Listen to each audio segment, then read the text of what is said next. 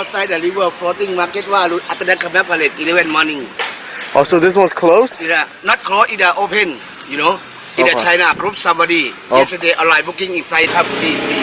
We're getting scammed right now. Yeah. It's called shadow. Yeah, shadow. yeah.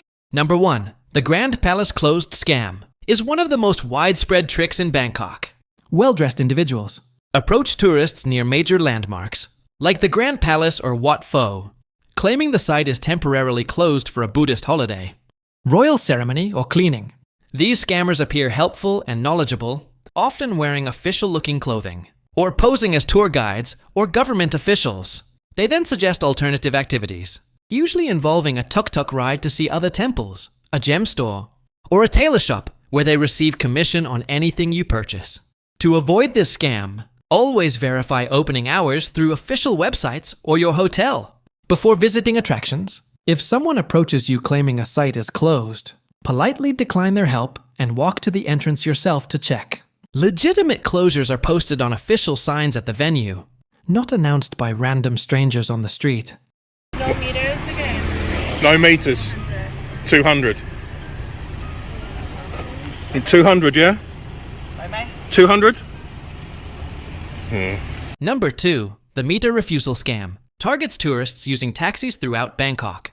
Many taxi drivers, especially those waiting at tourist hotspots, airports, or hotels, refuse to use their meter and instead quote a flat fare that is typically 3 to 5 times higher than the actual metered cost. Some drivers claim their meter is broken or insist that using the meter will actually cost more due to traffic. Others simply refuse passengers who request the meter, hoping tourists will either give up or accept the inflated price out of frustration or unfamiliarity. To protect yourself, always insist on the meter before getting into any taxi. If a driver refuses, simply exit and find another taxi. At the airport, use the official taxi queue where drivers are required by law to use meters. Consider using ride-hailing apps like Grab or Bolt, which provide upfront pricing and driver accountability, eliminating the negotiation entirely. Earlier he said the best thing to look at while we're here is, what do you say, blue sapphire? Yeah, this one, 1.03. 1.03 carats. And how much does this cost? Yeah, the wholesale price 47,000. Number 3. The gemstone investment scam lures tourists into purchasing overpriced or fake jewelry with promises of profitable resale. Back home, scammers begin by building trust through friendly conversation, often in tourist areas or even inside tuk-tuks during rides. They mention a special one-day tax-free promotion on gemstones or claim they have insider connections to government-certified jewelry stores. Victims are taken to a legitimate-looking showroom where professional salespeople use high-pressure tactics and false authenticity certificates to sell gems at vastly inflated prices. The stones are either worthless or worth only a fraction of what tourists pay. Tourists are told they can resell these gems for double or triple the price in their home countries, which is never true. Avoid this scam by never purchasing expensive jewelry or gemstones while traveling, regardless of how authentic the offer seems. No legitimate business offers guaranteed. Investment returns to random tourists on the street. Number 4.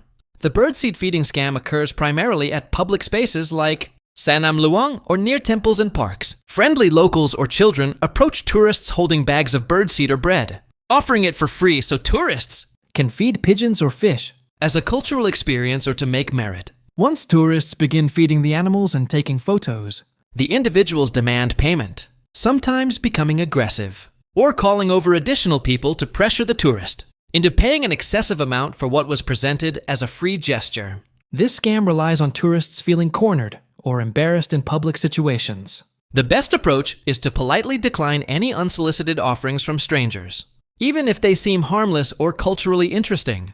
If you want to feed birds or fish, purchase food from established vendors nearby who display clear prices, or simply enjoy watching without participation. Number 5. The fake charity monk scam exploits religious respect and cultural unfamiliarity. Individuals dressed as Buddhist monks approach tourists in busy areas, markets, or near temples, offering blessing bracelets, amulets, or small cards. After placing these items in the tourist's hand or around their wrist, they request donations, often showing a notebook with names and suspiciously large donation amounts supposedly given by previous tourists. Real Buddhist monks in Thailand do not approach strangers, asking for money or selling items. And they follow strict rules about handling money directly.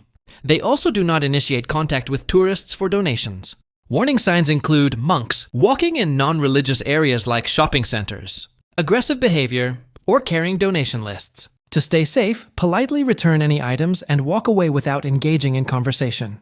If you wish to make merit or donate, do so at legitimate temples through proper channels, not through individuals approaching you on the street.